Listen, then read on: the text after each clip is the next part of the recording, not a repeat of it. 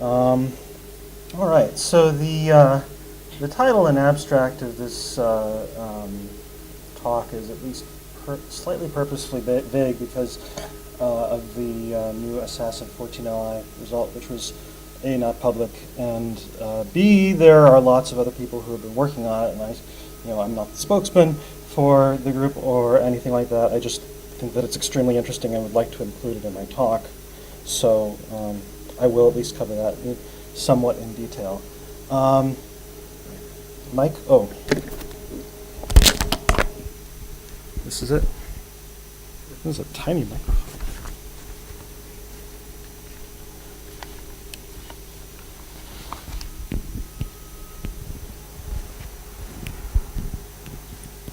Okay, is that better? Okay. Yes, so a lot of what we're used to dealing with in X-ray astronomy is basically CCD spectroscopy from events discovered in imaging through archival surveys or what is going on here?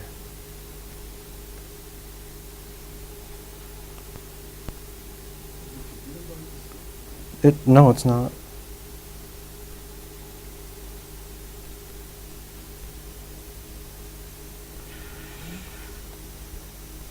Might be the refresh rate.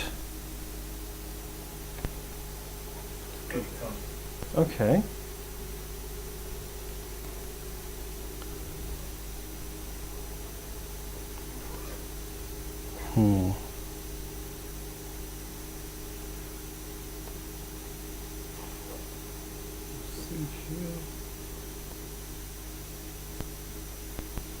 Oh, it's okay. It's okay now. Just okay.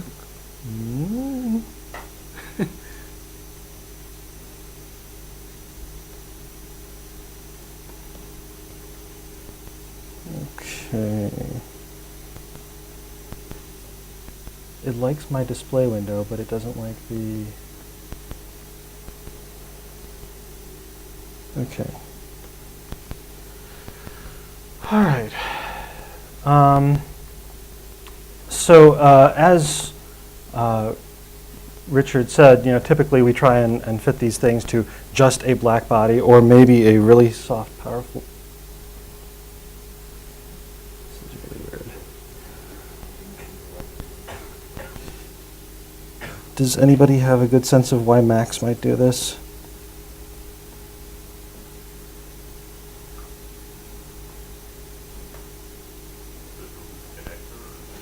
No. Okay.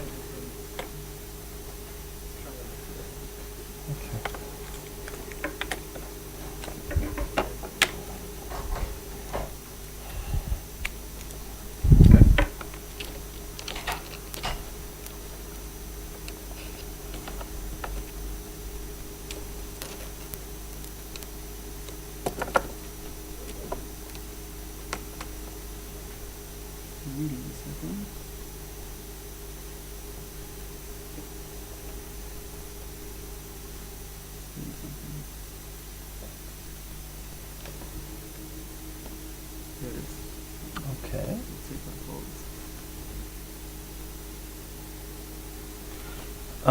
Yes. So oftentimes, if you have photons, which, as we've seen, some of these events don't have any, the best you can typically do is fit either a black body or a soft power law. The top example is from my 2013 paper detailing a flare from an intermediate mass black hole in Abell 1795. There's 750 counts in the brightest spectrum there with the red diamonds on top. And there may well be some structure in there, but even then you're kind of reluctant to throw a line or an absorber into the model just because it's hard to say how significant it will actually be. The bottom one is from RBS 1032, which is another archival example of a tidal disruption flare in a dwarf galaxy, which was originally attributed to being a star before it was reviewed by the Sloan Digital Sky Survey, reviewed in the Sloan Digital Sky Survey by Gauche et al. And determined to be a galaxy with some sort of emission, possibly from an intermediate mass black hole. But there was a significant decay over the course of the 15 years or so from the ROSAT All-Sky Survey to 2009 follow-up XMM observation. And again, you have something that can basically be fit to a power law or a black body. And I don't want to go into that result into too much detail because it's been out for a little while now, but I'd like to reemphasize the fact that we are finding occasionally things that were previously not thought to be tidal disruption flares in the ROSAT All-Sky Survey should serve as a word of caution for interpreting results on the tidal disruption rate from that survey. A lot of people like to cite the Donnelly 2002 paper inferring a disruption rate of 10 to the minus 5 per galaxy per year. Between this result and another more systematic survey by I think Kababuan and Sazonov, it's clear that it's possible to find things that just hadn't turned up if you are a little more flexible with your interpretations of what the light curves should be like. And the disruption rate, I would say, is probably at least a factor of a few higher than that, just from a very, very rough estimate. Now, the limits of what you can get from CCDs are, we're starting to see some fairly interesting and useful results.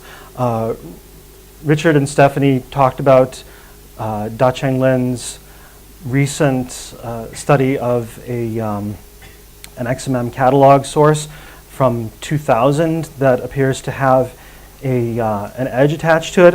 I just wanted to talk about it in a little bit more detail. The bottom two panels on this plot are the residuals to the best fit continuum model.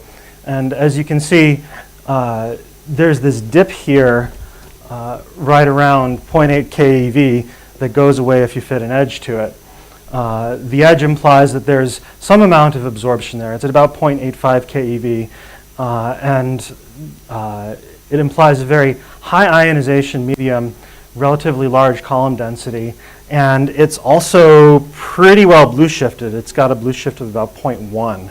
So if you interpret that as being a warm absorber of some sort, and you can fit an absorption multiplicative component to the continuum, then that's pretty good evidence for some sort of ionized absorber outflow. Now, why do we care about edges in X-ray astronomy? Well, X-rays have a preferentially higher opacity to the inner shell electrons, and so when you have a lot of high energy electrons interacting with these with various species, you can actually have electrons that are absorbing photons from their inner shells, and you stop seeing the absorption at a very sharp point where that particular electron will be ionized. Now, in the energy range that we're looking at for most of these super soft X-ray events, one of the most important ionizing elements, one of the most important sets of species is oxygen, where you get these really prominent, this is just a model warm absorber of 10 to the 2 per square, 10 to the 22 per square centimeter. But you see very well-defined edges associated with the inner shell electrons from each of these ions of O8 and O7, and then progressively lower energies. If you get really, really great results like Richard Saxton's et al. From 2014, you can actually get a much more confident and detailed fit to your absorber. This is a neat result that shows that not only is that there's significant evolution in the behavior of the absorber over time, where the ionization goes up and the column density goes up. But it's also basically at the limits of what we can do with CCD spectrometry, because the resolution for CCD spectrometers is, the energy resolution is about 100 eV, maybe 50 eV. You can't pick out discrete absorption features very well. And the X-ray spectrum is pretty complicated in this range. Why should we care about picking out discrete absorption lines? Well, one of the fun things about X-ray spectra is that when you strip off all of your outer electrons, then the elements that you're looking at that can cause absorption or emission lines, they might have 1 or 2 electrons left, and so they can be approximated by analogies to hydrogen or helium. And so the things that we would expect to see are going to be like helium-like carbon, nitrogen, oxygen, neon. And the triplets themselves, like helium, are very good, are very highly sensitive to the density and the temperature based on whether the resonance, the intercombination of the forbidden lines are more prominent.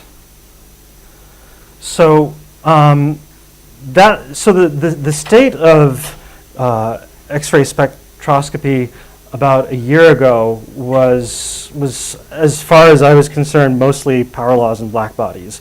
And so when I gave a talk to 15 years of Chandra, one of the things that I considered a big unknown was X-ray emission lines and absorption lines and edges. That there still was not a whole lot of work out there. Richard et al.'s work was still pretty new at the time. But just a few, less than a month later, the ATEL went out for Assassin 14Li.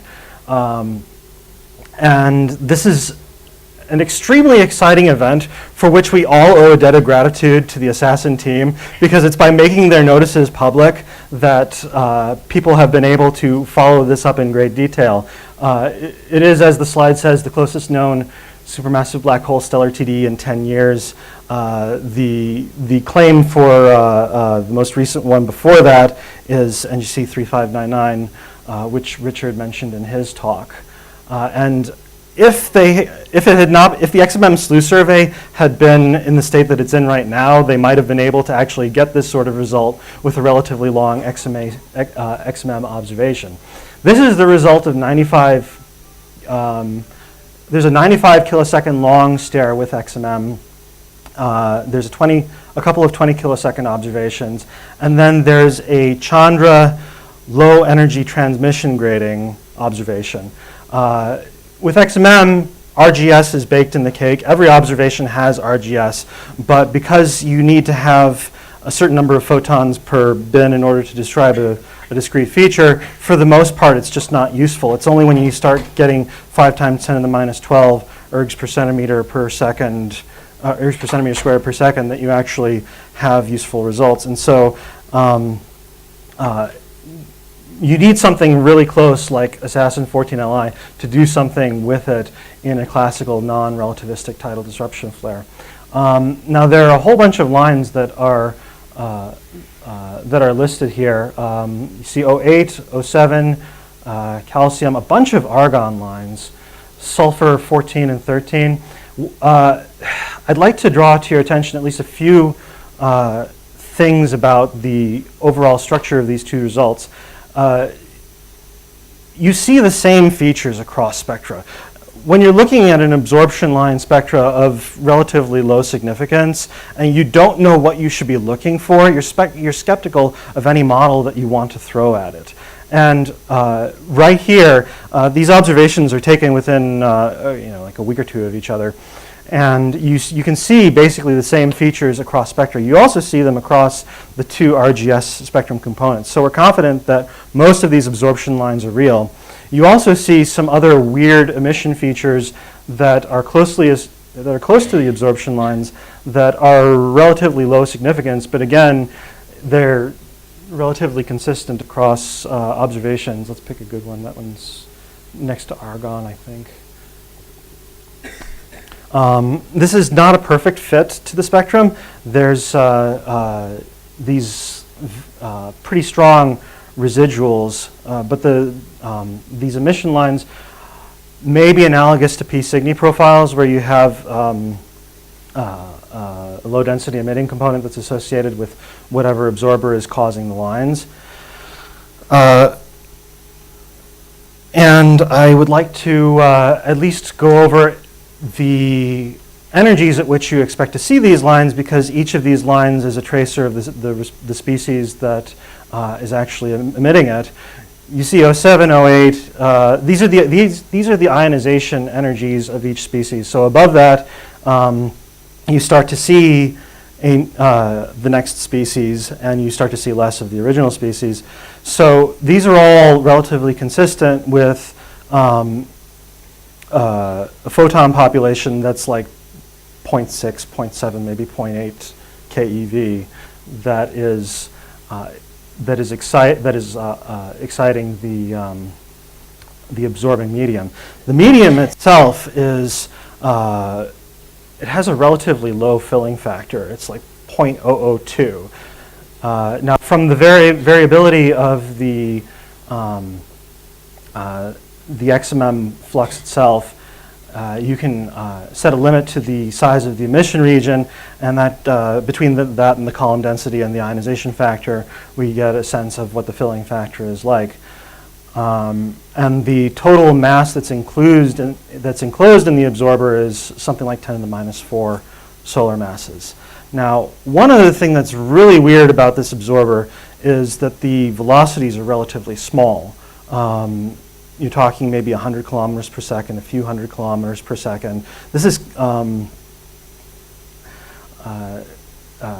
much lower than the escape velocity from a black hole of this mass. I mean, you expect to see maybe 10,000 kilometers per second. So the question is, why do we see such a low velocity? And there are a few ideas that people have bandied about and included in the paper to explain where this may be. It might be that we're looking at some sort of projection factor, where we're only seeing a preferred angle from the wind.